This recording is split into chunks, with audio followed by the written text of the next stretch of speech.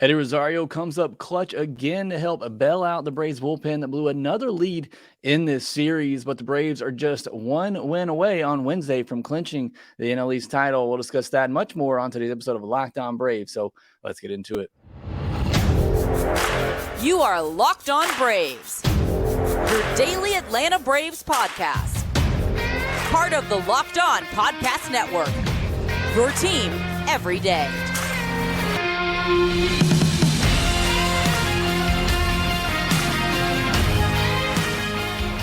Hey, and welcome back to Locked On Braves, part of Locked On Sports Atlanta, where we cover your favorite Atlanta sports teams each and every day. I am your host, Jake Mastriani. You can follow me on social media at shortstopball. Also, make sure you follow the podcast there at LockedOn_Braves. Send in any questions, comments, feedback you had for the podcast. Had a lot of feedback on yesterday's episode, so appreciate all that and the great conversation we had there, especially over on YouTube. And if you're new there, make sure you hit that subscribe button. We're getting so close to 7,000 subscribers there, trying to reach that goal by the start of the postseason. If you're watching there, hit the thumbs up button. Over 150 likes on yesterday's episode, so really appreciate that. And again, several comments, over 100 comments on yesterday's show, so appreciate that. Enjoy all the discussion with you. I try to get to as many of those as I can. Thank you so much for making Locked On Braves your first listen of each and every day. I'm going to give a shout out to Ben No, and thank you for telling me how to say that last name. Charles Pruitt, Anthony R. Hugganath, from Curacao, EDL, Wit Dog, Ecuadorman, and Joey S. Thanks so much for letting me know on the last podcast that you are an everydayer. On today's episode of Locked On Braves, we'll recap Tuesday's game, another wild one in this series, another blown save, but the offense able to come through, and Brad Hand with the big save to close things out. Acuna with another home run. Matt Olson continues his hot streak as well. We'll discuss those two as well as the bullpen issues we've seen here as of late. And then in our Stat of the Day Wednesday, we're going to talk about Ronald Acuna Jr. and just the streak that he is on right now, the power surge that he's having at the moment. We'll discuss all of that and then set you up for Wednesday's game where Spencer Strider has a chance to help the Braves clinch the NL East. So that should be an exciting one on a Wednesday. Before we get into all that, though, I want to address yesterday's podcast because we got a lot of comments and some great discussion, but there were some of you who I think maybe took it the wrong way, maybe didn't quite listen to all that I was saying. And I do apologize. Maybe the title was a little bit misleading and clickbaity. I do apologize for that, but that is the way to draw people in. And then I hope once you're in, you listen to the discussion and then we can have that discussion. But some people took yesterday's podcast as me saying, I don't think the Braves should play Ozzie Albies at all, and that Nicky Lopez should be starting over him, or some people even said just call it Vaughn Grissom. That's not what I'm saying, and that's not what I said on the podcast yesterday. I love Ozzie Albies. He is an all-star. He is invaluable to this team, not just for his leadership, but his offensive production as well. He is the Braves' starting second baseman. That was not the discussion yesterday, and I think some of you maybe kind of took that and ran. Not a lot of you, 95% of you. We had great conversations in the YouTube comment section, but had one person say they were going to cancel their subscription over what I was trying to explain and say. So I wanted to just address it real quick. I'm not saying Ozzie Albies is a terrible player and needs to be replaced. I am talking about taking Ozzie Albies out for half an inning to end the game with your best defensive team on the field when you have a lead. That's all we were talking about yesterday. And some of you took that as just a huge slight against Ozzie Albies. Like, I hate the guy. That is not the case. We're talking about half an inning, putting your best defensive team on the field to help close out a game. It's all we were talking about yesterday. And some of you maybe took that and ran and went the wrong way with it. So I just wanted to clarify that. That's all I'm saying. And I still don't think it happens because what I said yesterday, he's a team leader, and I just don't think that's ever going to happen, even though maybe it should. But we're not going to rehash all that. You want to, please go back and listen to yesterday's podcast again, because I think some of you maybe heard it wrong. Maybe you heard what you wanted to hear. Again, most of you, 95% of you understood that. And we had a great discussion in the comment. But for those that maybe didn't quite understand or maybe took it the wrong way, I wanted to address that again. So appreciate, again, all the comments there. It was a lot of great discussion, but I do want to clarify what I was saying. I'm not trying to replace Ozzie Albies. I'm talking about taking him out for half an inning to end a game in a postseason type scenario when you want to close out a game and need your best defensive team on the field. That's all. So I just wanted to clear that up. But let's get into today's podcast and recapping Tuesday's game, a 7-6 win in extra innings over the Philadelphia Phillies, bringing the Braves a magic number down to 2. Like I said, they got a chance to wrap things up on a Wednesday. Another game where the bullpen blew it late and the offense went into extra innings and won. And the Braves have done much better job in extra innings this year with that Manfred runner out there and come through again in the clutch here. Eddie Rosario with a big clutch hit in the extra innings off Craig Kimbrell to get the save. So love to see that. A great at bat from him, 8-pitch at bat. Late on fastball, probably looking for that knuckle curve. And Kimbrell kept going with the fastball, and Eddie finally looked for it and was able to pull it through the hole on the right side with a drawn-in infield. So good job there, and then a great job by Brad Hand. Big strikeout in March with a runner on third and 1 out there, and then gets out of that inning against Rojas, who had been killing the Braves in that game. So great job by Brad Hand, who hasn't been great since coming over, but now with Dylan Lee going down, don't know what his role is. Brad Hand's role may be a little bit more significant now for this Braves team, getting out some crucial lefties in big situations like this going forward and perhaps in the postseason. So need Brad Hand really to get going here because, Dylan Lee is on the IL now. So probably not going to be available for the postseason. That puts a little bit more pressure on Brad Hand to be that other lefty reliever with AJ Minter. So good job by him. Like I said, closing out the game there with just a 1-run lead in extra innings. Braves were able to get to Wheeler and, really made him work early on in this game. Couldn't get a run across, but really made him throw a lot of pitches, a lot of high stress pitches, made him really work early on. And then finally were able to get to him. And when this offense is finally able to get to somebody, you see how quickly they can kind of pummel a pitcher, and a pitcher as good as Zach Wheeler is, even though he apparently doesn't know who Ronald Acuna Jr. was. I think he was joking. I don't want to take that too seriously, but this Braves offense, again, and I said this yesterday, when they're on, it doesn't really matter who's pitching against them. And that's why it gives me a lot of confidence again with them in the postseason, because it's a team that's really cut down on their strikeouts. And it's a team that, even as good as the starting pitcher is, they're typically going to find a way to get to them. You give them enough at-bats, enough opportunities against the pitcher, they're typically going to make some adjustments and find a way to put up some crooked numbers against them. So I get it. When you get to the postseason, things get a little bit more tighter. You're facing great pitching all the time. But I still just feel like this offense is so good that eventually, even against the best pitchers in the game, you go back and look at that a game they had against Logan Webb not too long ago either. Logan Webb was making great pitches, and this Braves offense just made great swings. I think that was kind of the case with Zach Wheeler in this one. He was making some good pitches, particularly the one to Ozuna. Is a good pitch on the inner half. You can't go to Ozuna there when he's hot, and he absolutely made him pay. So I thought Wheeler made some really good pitches. Braves are just a really good hitting team. Breaking news there. Acuna got another home run in this one. He breaks Murphy's single season franchise record for runs scored in a season now. And Matt Olson ties Andrew Jones' single season franchise home run record with 51. So his next one will set a single season franchise record for home runs in a season.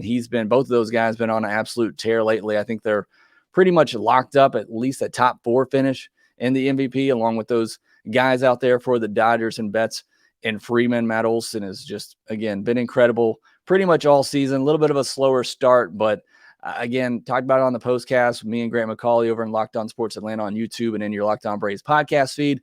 Talked about the fact that Matt Olson and the average now up over 280.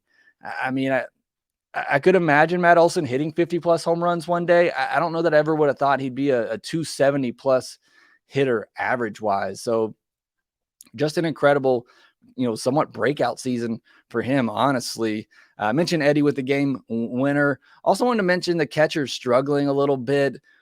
Travis d'Arnaud, Sean Murphy, they're hitting a combined 205 since the start of August. You notice Travis been getting a lot more starts here lately. I don't know if maybe they're just trying to rest Sean Murphy a little bit. One thing I'll say, and I've said this before, and I still maintain this, I think Sean Murphy catches every game in the postseason. You see it in this one, and look, it was some good base runners that were stealing these bases, but it's just almost an automatic steal when Travis d'Arnaud is behind the plate. I know Murphy hasn't thrown out a ton of guys lately. A lot of that's on the pitchers that don't do a great job of holding runners on, especially the relievers, but more base runners are, more hesitant to go whenever Murphy's back there. When Travis d'Arnaud's back there, it just seems like everybody is willing to steal on him. So I think in the postseason, I think Sean Murphy's going to catch every game. Maybe that's why they're trying to rest him a little bit more now. And neither guy's really been hitting great as of late. And then what's going on with the bullpen? 2 blown saves, for Iglesias in this series after, just a huge scoreless streak that he had been on, a couple of home runs given up in this series, just really unlike him, and really just some pitches that were left over the plate. Jimenez, he's allowed 5 home runs in his last 5 appearances. I know somebody on Twitter had asked me if I'm seeing anything. I really not. I mean, the stuff is all there. It's really just a miss in location for whatever reason. I don't know if these guys are getting tired.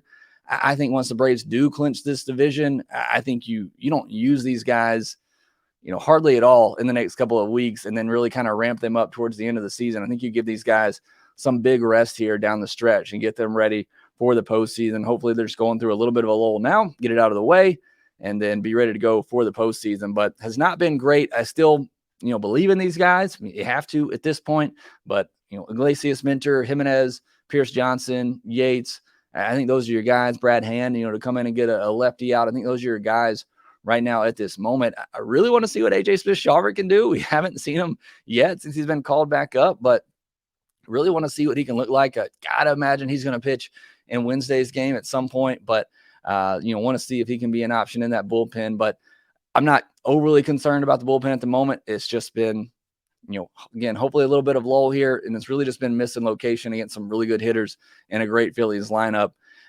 But credit to Iglesias, another blown save, but yet keeps it tied and gives the offense a chance to win it, and they do in both scenarios. So now they've also had trouble putting hitters away. You look at Jimenez, he had Castellanos struck out, strike zone a little bit tight at times in this game on both sides. And then Iglesias, ahead of 3 of the first 4 hitters that he faced and just could not put him away, especially that Trey Turner at bat, got ahead of him and then wasted a couple of pitches that weren't really close enough to even tempt him to offer at. And then Turner just got in a 3-2 count and got a pitch he was looking for and drove it. So not able to put hitters away is really, I think, a lot of what's been plaguing these relievers here, at least in this series. So they do get the win. They've at least earned a split on the road against the Phillies, which, is really good, honestly. And now they got a chance to win the series and clinch the division on Wednesday. So, they've done everything they needed to do to give themselves an opportunity to go ahead and wrap this thing up in Philadelphia. We'll see if they can do it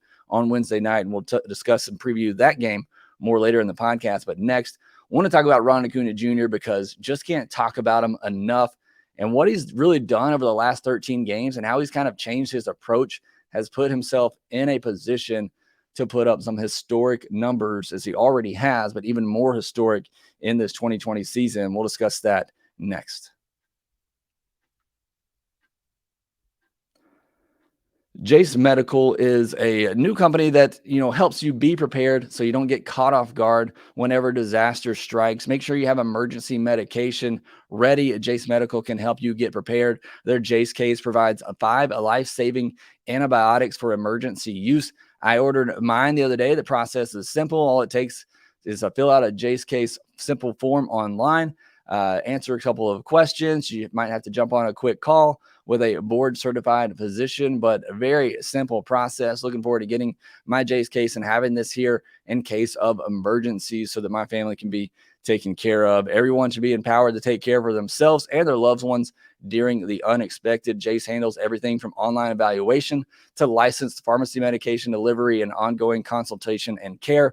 Save more than $360 by getting these life-saving antibiotics with Jase Medical, plus an additional $20 off by using my code LOCKEDON at checkout on jasemedical.com. That's JASE medical.com. Braves will be back Wednesday night trying to clinch the NL East against the Phillies at 6:40 p.m. Eastern. Catch every pitch of the Braves' hometown broadcast with SiriusXM on the SXM app. Search Braves. All right, so our stat of the day Wednesday. This isn't really much of just a stat, so I'm kind of cheating again here, as I sometimes do on this segment. But our stat of the day is 13 games. That is the stretch of games I want to look at for Ronald Acuna Jr. And that stretch starts with that first game back against the Dodgers, because that's where I really think we've seen a shift and a change in the way that Acuna is swinging the bat and trying to get more lift on the baseball. I kind of mentioned it during that series, but I think now over the stretch, we're kind of seeing that play out, and we're seeing some really good results for it, at least in the power department. And you go back to that Dodgers series, it was all about Betts and Acuna, MVP talk, and Acuna had that great series, and he really just hasn't stopped since then. And quite honestly, he hasn't stopped all season long. I mean, this stretch that he's on the last 13 games, it's great, but it's honestly just who he's been all season long. Only thing that's changed is now he's getting a little bit more lift on the baseball, and he's starting to see the home run totals go up. So most notably during this 13-game stretch, he's hit 8 home runs, which has given him a chance to reach 40 on the year, only 3 away from that. He's hitting .321 over that stretch with 18 hits. Again, 18 hits, 8 of them have been home runs, and a .406 on-base percentage. What's crazy, that's a really good stretch of games. .321, .406 on base. Those are below his season averages, which just tells you how good he's been this season, that he's hitting .321, .406 over his last 13 games, and those are below his season averages. So just kind of crazy, but clearly the difference here, and what I wanted to talk about and focus on, is the power. A .768 slugging percentage over that time, again with 8 home runs, a double mixed in there as well, with the rest of them being singles. He's also has an incredibly low, this is just absurd, he has a .227 batting average on balls in play over that stretch. He's hitting .321 with a .227 batting average on balls in play, which means he's been completely unlucky during this stretch, and yet he's still hitting .321 with a .768 slugging percentage. I mean, the season that Ronald Acuna Jr. is having, I know I'm biased here, it's just absurd. I mean, again, I say it on the postcast all the time, I'm running out of adjectives to say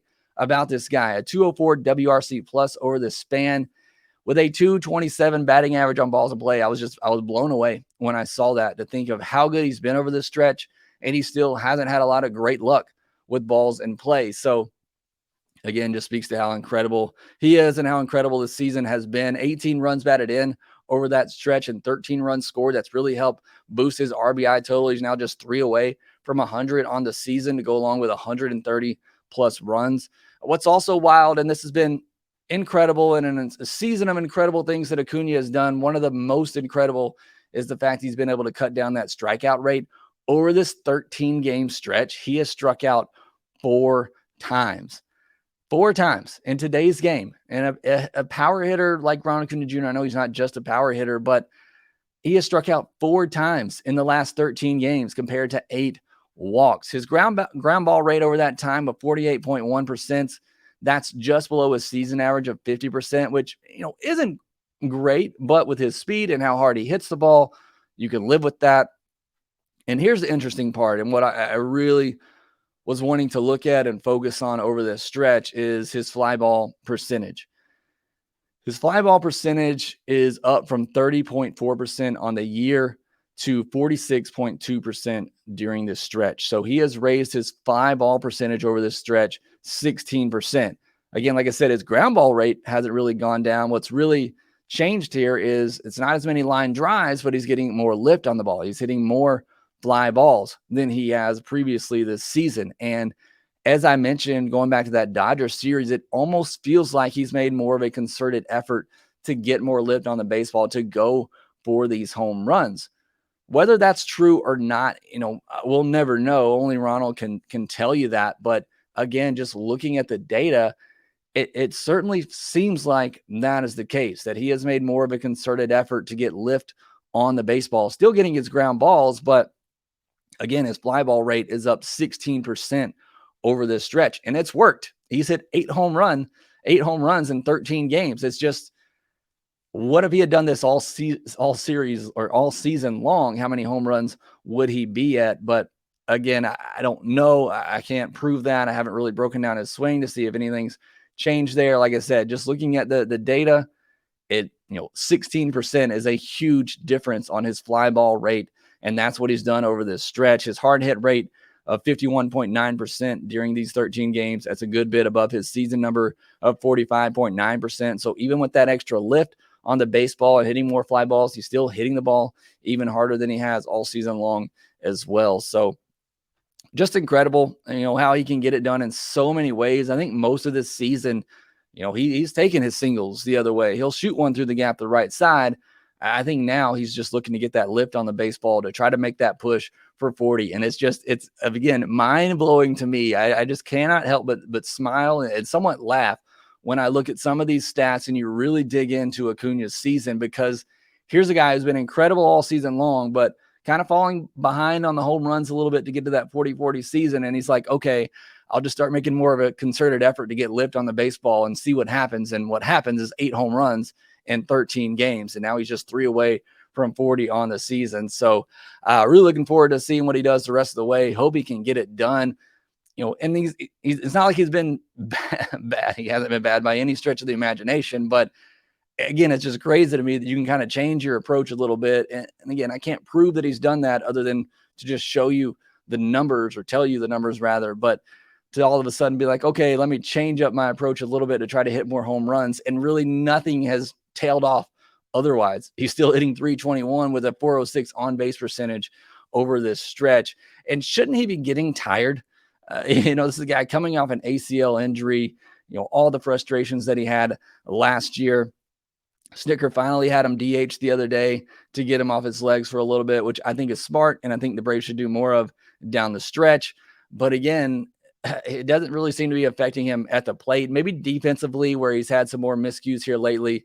He's gotten bad jumps all season for the most part, but typically he makes up for it with his closing speed. Haven't quite seen that as much here lately. He's already got caught stealing twice this month. He hasn't been caught more than 3 times in a given month. But again, just at the plate, it doesn't seem to be slowing him down at all. And when you look at where he could end up, and I know counting numbers don't mean as much in today's game, especially among voters who are just going to look at OPS, WAR, WRC plus, all of that to try to, determine a player's value. But these counting numbers for Acuña are going to be hard to ignore. He's 8 runs away from scoring 140 runs on the season. He's 4 hits away from 200. He's 3 home runs away from 40. He's 3 RBIs away from 100. He's 5 stolen bases away from 70. You're telling me you're looking at an MVP ballot at the end of the year, and you see a guy who scores 140 runs, has 200 plus hits, 40 home runs, 100 runs batted in, and 70 stolen bases. And you're going to sit here and try to tell me that's not the most valuable player in all of baseball. I'm sorry. If he reaches those milestones, and again, he's not that far away, it's a slam dunk, in my opinion. What Acuña is doing this year and the numbers he's putting up are historic. Again, I feel like we've said that a lot here lately, but that's just what it is. Not to mention, he's likely to hit over 330 with a 400 plus on base percentage and an OPS around 1,000. I mean, it's crazy, crazy, crazy when you look at this season Acuña is having. And it's just, again, I said it when we entered September, and, my top 5 things to watch down the stretch here. Number 1 for me was Acuña and his chase for 40-40, but not just that, the numbers, what numbers he ends up hitting, because it is just a season like we have never seen. I'm completely enjoying the ride. I do not miss an at bat, although I did miss the home run last night, putting the kids in bed. Should have hit pause on the TV. That's my fault, but I did go back and watch it several times. But you just can't miss him when he comes to the plate right now. You don't know what he's going to do. And it's just really incredible how he's just kind of flipped the switch to say, hey, I need to get these home runs. Let's start getting a little bit more lift on the baseball. And it's led to 8 home runs in his past 13 games. So hopefully that continues. Hopefully he hits that 40 home run mark. And again, hopefully, I don't know what more you got to do to try to convince voters you're the MVP, but in my mind, he reaches those numbers. It's a slam dunk, no doubt. Should be unanimous, in my opinion, MVP for Ronald Acuna Jr. But again, it's just when you dive into the numbers for the season he's having, it's just so fun to look at, because it's just absurd what he's doing and how he's getting it done. So I really enjoyed just diving in and looking to that. Hopefully you enjoyed as well. And hopefully you enjoy this run that Acuña is having as much as I am, and just enjoy that ride here down the stretch with the Braves, hopefully clinching and wrapping up the NL East on Wednesday. Then you got the off day on Thursday. So you can go ahead and celebrate all you want and then just get ready to get everybody healthy, ready to go down the stretch. We'll discuss that game here next.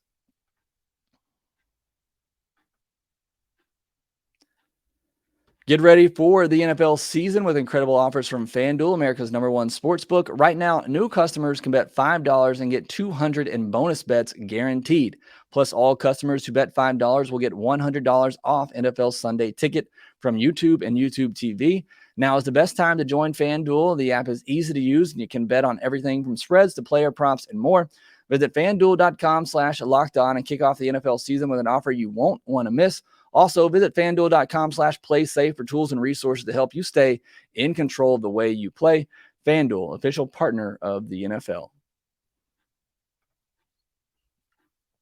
A little bit of news from yesterday. Jesse Chavez had a rehab start. In typical Jesse Chavez fashion, he loaded the bases with one out and then somehow Houdini'd his way out of it. So we'll see what happens with him. Will he be ready in time? Snicker kind of commented the other day that, don't know that he'll be able to get back in time to prove that he can be a part of this bullpen in the postseason, but we'll just see how that rehab goes. Certainly for a reliever, I think there's plenty of time for him to get the reps that he needs. As for Nick Anderson, he's still rehabbing and a long shot for the postseason roster at this point. So, not long ago, we were trying to figure out how they're going to get all these bullpen arms on the postseason roster, who's going to have to be cut, what's going to happen. Now you got McHugh on the IL, Dylan Lee going on the IL as well. So now you're pretty much locked in with who you have. Like I mentioned earlier, it's Iglesias, Jimenez, Minter, Johnson, Yates, those guys, Brad Hand. And then, like I said, maybe you add in an AJ Smith-Shawver, maybe Kyle Wright moves to a bullpen role. We'll see how that all plays out, but I still feel really good about the Braves bullpen situation. But two guys in Chavez and Nick Anderson that played a big role early on. We're kind of hoping to get those guys back to see if they could continue to play that big role, but not sure how much you can count on them at this point. As for the game on Wednesday, it'll be Spencer Strider versus Christopher Sanchez. Sanchez having a sneaky, quietly good year over there for the Phillies. 15 games started, a 3.26 ERA, a 1.04 whip, 73 strikeouts in 80 innings. Doesn't usually go over 90 pitches, so we'll see how long he goes in this one. But a sinker, changeup, slider guy, really, banking on getting those ground balls with the sinker, and then got some good whiff rates over 30% on both his changeup and slider, and he doesn't walk anybody. So should be, interesting matchup here for the Braves against Sanchez. As for Strider, outside of the playoff game last year, he has really dominated the Phillies in his career. So hopefully he gets back to that. He is coming off an illness. How strong will he be? How deep in the game will he be able to go? You saw the Braves kind of pull Max Fried a little early on yesterday's start, which a really strong start for Max Fried. I don't even think I mentioned that in the first segment, but definitely should have. He was really good. I thought he had a great start and was able to work through some jams to kind of give him some practice on that going into the postseason. So I thought it was a great start from Max Fried, but the Braves did pull him, less than 90 pitches. And I think that's a concerted effort to kind of save some bullets there and not overwork him. We'll see if they do the same thing with Strider on Wednesday. If maybe they pull him at around 80 pitches or so to try to keep him fresh and healthy for the postseason. But either way, Braves got a chance to go ahead and clinch this division now and wrap it up. Like I said, before the off day on Thursday would be a perfect time to do so. Hopefully they can and go ahead and get it done and go ahead and clinch their 6th straight NL East title. Whether it happens on Wednesday or maybe over the weekend against the Marlins, it will be happening here soon, and it'll be a great time to celebrate that when it does happen. But again, hopefully it happens on Wednesday night as the Braves take on the Phillies at 6:40 p.m. Eastern. It'll be Strider versus Sanchez. Catch every pitch of the Braves hometown broadcast with SiriusXM on the SXM app. Search Braves. Thank you so much for making Locked On Braves your first listen of each and every day. Make sure you follow us on social media at LockedOn_Braves. You can follow me at ShortstopBall. Also, make sure that you rate, review, and subscribe to the Locked On Braves podcast wherever you get your podcast, and we will talk to you next time.